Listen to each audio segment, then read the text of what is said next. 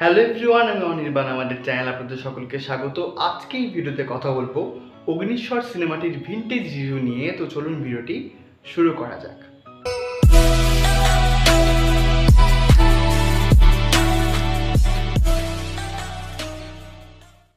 তো অগ্নিশ্বর এই সিনেমাটা আমি বহুদিন ধরে দেখার প্ল্যান করছিলাম এবং বলা হয় যে উত্তম কুমারের যে অ্যাক্টিং লেভেল সেটা জানার জন্য আর কি অগ্নিশ্বর সিনেমাটা দেখা উচিত।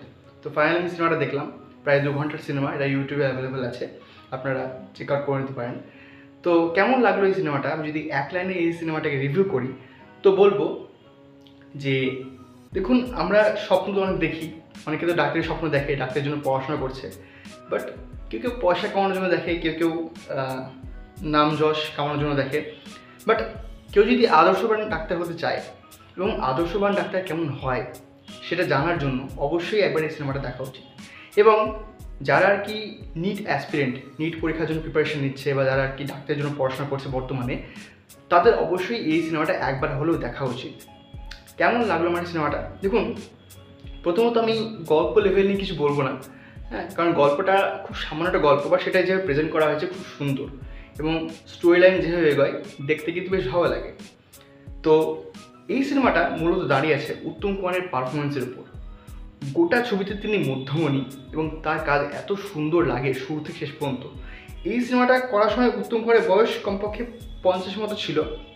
তা সত্ত্বেও তার সেই সময়ে অ্যাজ এ ডক্টর তার যে অভিনয়, তার যে অরা, তাকে দেখতে কিন্তু বেশ ভালো লাগে।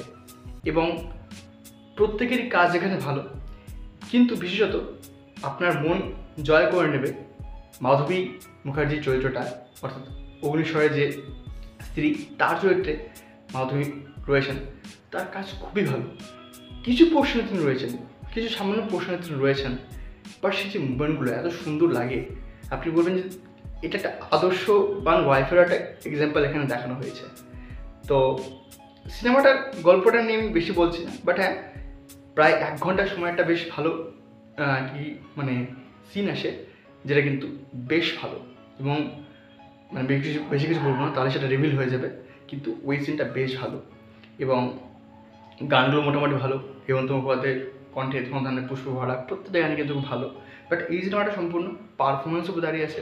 এবং আপনি কিন্তু মানে উত্তম কুমারকে বোঝার জন্য, উত্তম কুমারের অ্যাক্টিং লেভেল বোঝার জন্য আপনাকে এই সিনেমাটা অবশ্যই দেখতে হবে, এত সুন্দর তার কাজ। তো প্রায় 2 ঘন্টা সিনেমা, এবং আমি দেখে খুব ভালো লেগেছে আমার।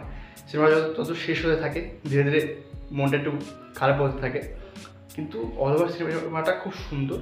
এবং যেভাবে উত্তম কুমারের ক্যারেক্টারটাকে সাজানো হয়েছে, এটা তো বলাই চাঁদ মুখোপাধ্যায় মানে বনফুলের একটা গল্প থেকে সিনেমাটা বানানো, তো ষষ্ঠের উপর নির্ভর করে যেভাবে গল্পটা দাঁড়িয়েছে, বেশ ভালো লাগে সিনেমাটা। আর এই সিনেমার ফ্রেন্ডে ছিল, ভিডিওটি ভালো লাগলে লাইক করুন, কমেন্ট করুন, শেয়ার করুন, আমাদের চ্যানেলটি অবশ্যই সাবস্ক্রাইব করুন। ধন্যবাদ।